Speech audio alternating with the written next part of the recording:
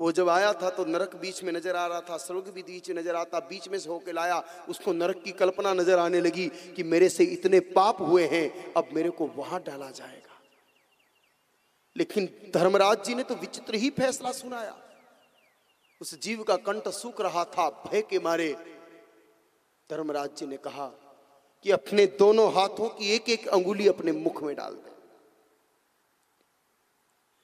जैसे ही उस चोर के जीव ने अपनी अंगुली मुख में डाली और उन अंगुलियों से अमृतमयी दूध की धारा का प्रवाह हुआ और उसकी व्याकुलता मिट गई और वो जीव के सारे पाप भी धुल गए। उस एक कर्म सदकर्म गो की सेवा के प्रभाव से वो सारे पापों से मुक्त हो गया और उसको नरक की जगह सीधा स्वर्ग भेज दिया। थोड़ा सा गौ के प्रति श्रद्धा भाव से, निष्काम भाव से, निस्वार्थ भाव से, नाम के लिए नहीं, दाम के लिए नहीं, प्रसिद्धि के लिए नहीं, न पुण्य के लिए, कोई चाहत नहीं। क्योंकि अगर आपने गौ सेवा के बदले में पुण्य की भी चाहत रखी तो फिर आप पुत्र नहीं नौकर बन जाओगे। क्योंकि वेतन कौन लेता है? बोलो, किसी का बेटा किसी माँ के सेवा के बदले में पेमेंट लेता है क्या? नहीं लेता है। तो आप अगर गौ सेवा के बदले में पुण्य की भी इच्छा रखते हो तो नौकर बन गए, बिना किसी इच्छा के कि हमको कुछ नहीं चाहिए, माँ तू हमारी माँ है, इसलिए कर्तव्य है हमारा कि हम तुम्हारी सेवा जीवन भर करें। कर्तव्य का भाव रखते हुए अगर आपने जीवन पर्यंत गौ की सेवा की है तो गोलोक के अधिकारी हो ही। और अगर आपसे पहले जीवन में कई प्रकार की त्रुटियां हो चुकी है, लेकिन उन त्रुटियों के लिए गौ माता से क्षमा मांगते हुए अब शेष जीवन भी अगर आप गौ माता की सेवा में लगा देते हो तो सारे पाप आपके धुल जाएंगे और आप गोलोक के अधिकारी हो जाएंगे।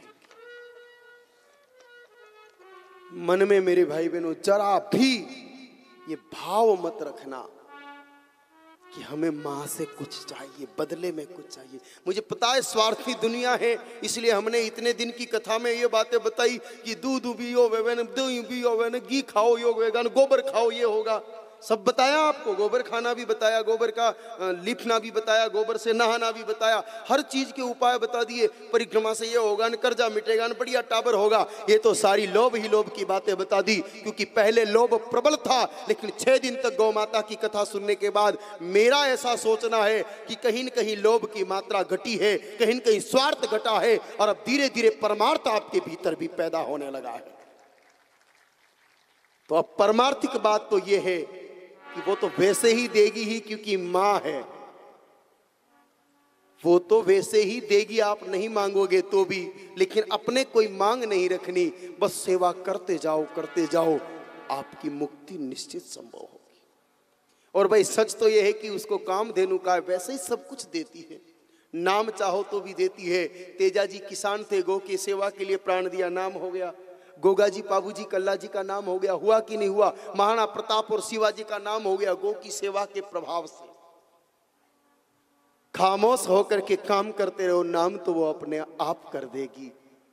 नाम क्या, वो तो आपकी पूरी जीवन नैया को ही पार कर देगी। और फिर कई उदाहरण है मेरे भाई बहनों। विक्रमादित्य जी का उदाहरण है कि कीचड़ में फंसी गाय माता को रात भर तक पकड़े खड़े रहे, शेर चीतों की आवाज से भी डरे नहीं कि शेर खा जाए तो खा जाए, लेकिन जब तक सुबह नहीं हो जाती मैं सेवकों को बुला के इस गाय माता को इस कीचड़ से बाहर नहीं निकाल देता, तब तक मैं यहां से जाऊंगा नहीं। अंत में प्रातः धर्मराज स्वयं उपस्थित हुए और विक्रमादित्य को न्याय का सिंहासन दिया। कहा, राजन इस सिंहासन पर बैठना, तुम न्यायप्रिय राजा कहलाओगे। बोलो, दुनिया में आज विक्रमादित्य जी का कितना नाम है गौ की सेवा के प्रभाव से। गौ माता की कृपा कहां नहीं बरसती है मेरे भाई बहनों, देवताओं पर भी गौ माता की कृपा बरसती है। वत्रासुर नाम के राक्षस का वध जब देवता नहीं कर पा रहे थे, तब किसी ने कहा कि दधीचि ऋषि की हड्डियों का वज्र ही वत्रासुर का वध कर सकता है। तब दधीचि ऋषि की हड्डियां लाए कौन, किसमें शक्ति की दधीचि ऋषि का वध कर सके। हाथ जोड़ के निवेदन किया दधीचि ऋषि को कि आपकी हड्डियां दे दो। तो कहा, भाई आत्महत्या पाप है, मैं खुद अपने आप को मार के तो हड्डियां दे नहीं सकता, और तुम अगर मार के ले जाना चाहो तो ले जाओ, मैं मना करूंगा नहीं। किसमें क्षमता कि दधीचि ऋषि का वध करके और हड्डियां ले ले। तब देवताओं ने गौ माता की शरण ली और गौ माता ने जाकर के दधीचि ऋषि की भुजा को चाटना शुरू किया।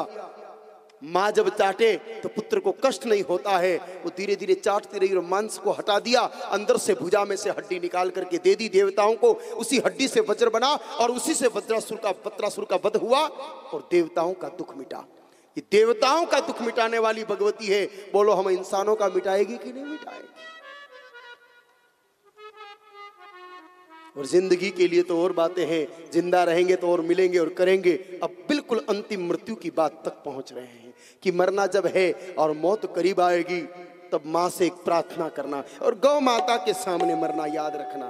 आप जब भी अपने गुरुदेव के पास जाओ ना, एक ही प्रार्थना करना गुरुदेव से। हम तो हमारे पूज्य गुरुदेव भगवान से एक ही विनती करते हैं कि हे प्रभु, आपने हमारी सारी इच्छाओं को, आरजुओं को, तमन्नाओं को पूरा कर दिया, केवल एक आरजू बची है हमारी, बस एक तमन्ना है। कितनी? सिर्फ एक। बाकी तो सब कुछ गुरुदेव भगवान की कृपा से पूरी होगी, कोई कमी ही नहीं।